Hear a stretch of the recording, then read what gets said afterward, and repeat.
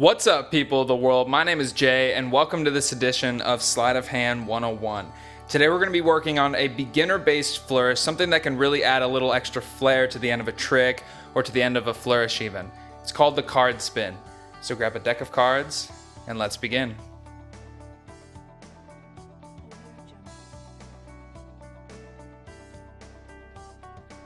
By the end of this video, you should be able to perform a card spin.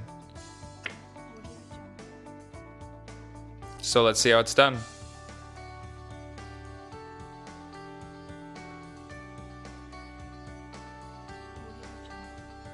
So to begin the card spin, we want to look at our hand placement on the card. So we're going to take just one card off the deck, you only need one, and you're going to position your middle finger right dead smack in the center of the back of the card. So you're pinching it between your thumb and your middle finger like this.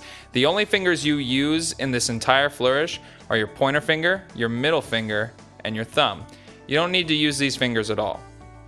So you're going to be in position, ready to go. You've got a pinch between your thumb and your middle finger. Now you want to be more dead center, but when you're performing a trick, you're not really going to notice if you're dead center or not because you're going to go right into it. So just do your best, find where you think is comfortable, and work with that. And what you're going to do is essentially pinch those cards, not too tight, just enough so you can swivel it around. And what you're doing is you're swiveling with your pointer finger here. You're basically moving the card back and forth like this, okay? Which is going to lose your grip from the center. So like I said, when you're performing in a trick or a flourish, it's not going to be perfect, but you're going to do as best as you can and practice as much as you can. So like I said, use that pointer finger to twist this card. Now essentially what you're doing is you're winding up, so you're pushing it to the left. I'm using my right hand here because I hold the deck in my left hand. If you're vice versa on this one, you're going to be pushing the card to the right, but I'm pushing it to the left. So with your pointer finger, you're going to push left. Okay, that's how you wind up. Okay, so you're essentially winding up and then bam, flicking it. Okay, so you're gonna wind up, you're gonna push to the left, and then you're going to very quickly flick your finger, flick your pointer finger like this, you know? So flick it, and that's when you let go with your pointer finger and your thumb.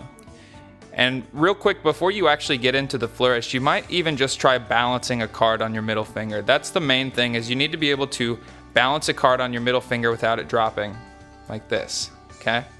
So if you can do that, it's gonna help you in the long run. So you're gonna flick it essentially, and when you flick, you're gonna let go. I almost dropped it, sorry. When you flick, you're going to, at the same time as flicking the card, because you wanna wind up first and then flick it, basically just pull it the other way really quickly. And then as you flick it, let go with your thumb and your pointer finger. And then get that balance. That's why we hold it in the center, or as close to the center as possible. Then you want to balance the card on your middle finger. And I promise you will drop the card many times before you get it down perfectly. And honestly, even at times I can't get it down perfectly, but essentially, spin the card and try and balance it on your middle finger as much as you can. So I wouldn't suggest really flicking it as hard as you can. I would say more just give it a nice relaxing flick. The card will, unless of course your hands are sticky, spin just fine on your finger, or unless the card is sticky. So you just find the right area. I like to go somewhere between the middle, upper, and lower of this middle point. Actually, a good card to represent with this is any sort of 10.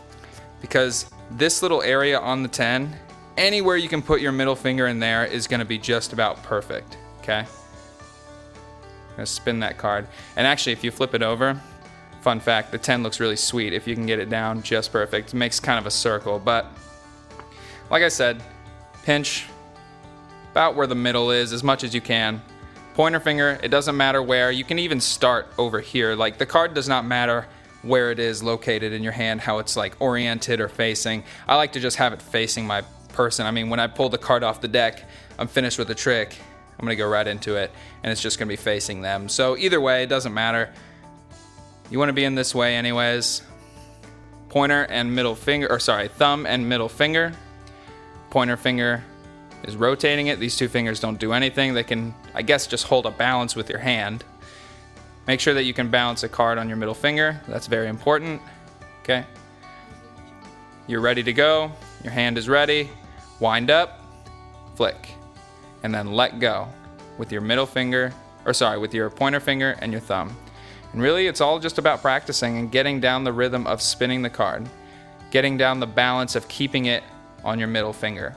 And once you can do that, you can basically say, oh, blah, blah, blah, was this your card? And they go, oh my goodness, bam. And that blows people's minds. It's actually kind of crazy. It's a lot easier than it looks, but people are wowed by it, and it really does add some extra finesse to the end of a trick, or even a flourish if you're done with that.